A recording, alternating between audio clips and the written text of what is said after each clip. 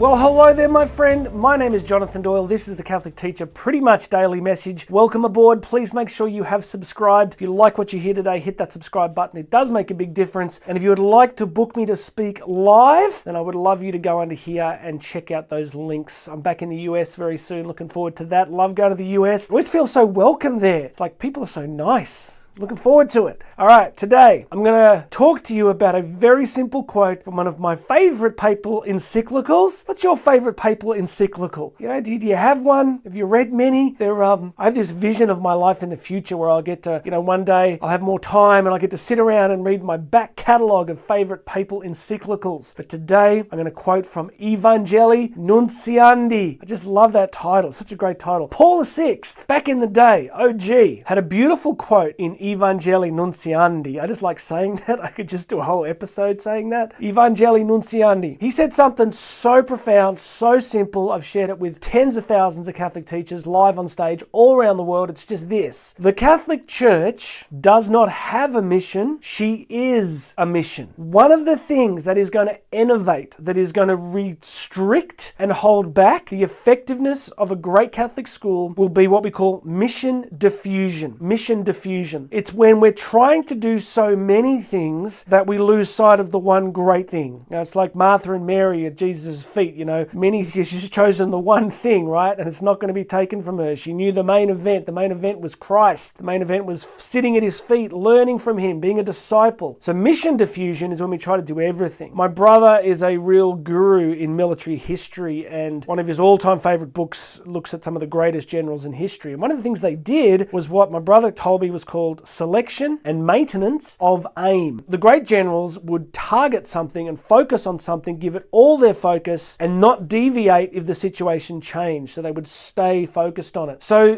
the purpose of Catholic education is Christ. That's it. Now, there are these ancillary things around it, right? There's things that we do that are related to that, the full formation of the human person in their psychological, physical, spiritual self, right? So that's where physical education matters. Sports are a good thing. Music, beauty, art, literature. We form the full person because the person's made in the image of Christ. The person has incredible dignity and worth, but it's rooted deeply in Christology, right? So when Paul VI says the Catholic Church does not have a mission, she is a mission, well, we'll ask the obvious question, what is the mission? Well, the good news is we don't have to invent that because Christ himself literally told us. Doesn't that make it easier? Wouldn't it be much harder if we had to figure out, hey, what are we doing here? What's this all about? The mission's in Matthew 28. You can go look it up so you don't think I'm a crazy heretic. Matthew 28, Jesus says, go and build big edifices based on student welfare and popular current trends in political and social ideology. Oops, no, didn't say that, did he? My bad. In Matthew 28, he said, go therefore and, wait for it, drum roll please, you know the answer, make disciples of all nations. The mission of the Catholic Church was to make disciples. So if she's not making disciples, she's not really fulfilling her mission. The next part of the puzzle is that Catholic schools don't exist separate to the Catholic Church. They're not like this kind of remote part of it. They're an integral part of it. So a Catholic school is obviously going to share in the same mission as the Catholic Church to make disciples. So what I think, after many years of experience working with literally hundreds of thousands of students, teachers, parents, Catholic leaders all around the world, is that the greatest schools remain focused on that mission. And if they lose that mission, which is easy to do in the modern world, they become something else. And that's on a spectrum from useless, like genuinely achieving almost nothing. Kids come in, they have no experience of Christ, they leave no different to when they came in, to, how do I say this, to being part of the problem, to inculcating ideas, ideologies, belief systems that are inimical or opposed to Catholic thinking. It is very easy at the moment for Catholic schools, for Catholic leaders, for Catholic educators, some, not all, to turn their schools into political ideology factories on climate, on human sexuality, on all sorts of political and social trends. You know exactly what I'm talking about, but because I'd like to stay on YouTube, it's very hard to spell it all out literally. Ask yourself what kind of world we're living in when you can't actually say what you actually think. But it's crucial to understand that the Catholic school is not a plaything of individuals in leadership. It's a place where individuals in leadership get to participate in the mission of the church by forming disciples. So I hope this episode is a reminder to us all that we've got to remember selection and maintenance of aim. We've got to avoid mission diffusion. Does it mean we run into every classroom giving profound catechesis at all moments, incredible thunderous homilies to our students? Not necessarily. But of course, there's a crucial place for great homiletics and great catechesis and rich formation. But just as important is the sacramental life of the school, the pastoral life of the school. Are the staff trying to imitate Christ and be Christ to young people? Because we can't invite them to be disciples if there is nothing attractive and compelling in our own behavior and lifestyle. Church documents talk about modeling the faith with every aspect of our lifestyle. If you listen to this and it sounds like onerous, in some sense it is. Like, it's a big thing to be entrusted with. And I think that we should have a holy fear of what we've been entrusted with. I really do. I often say to Karen, if I was running a Catholic education office or if I was a Catholic principal, I would struggle to sleep sometimes because I would be like, all of these souls have been entrusted to my care. And I don't mean that we should, of course, Christ does the heavy lifting, the Holy Spirit does the heavy lifting, but I think it would be good to have a holy fear, a reverence, a seriousness about what we've been entrusted with, because we will be asked to give an account of it. We will be asked to give an account of it. All right, let me know what you think. You find this absolutely terrible and you think I'm completely wrong on every count, leave a comment here for me. I would love to read it. I read all comments.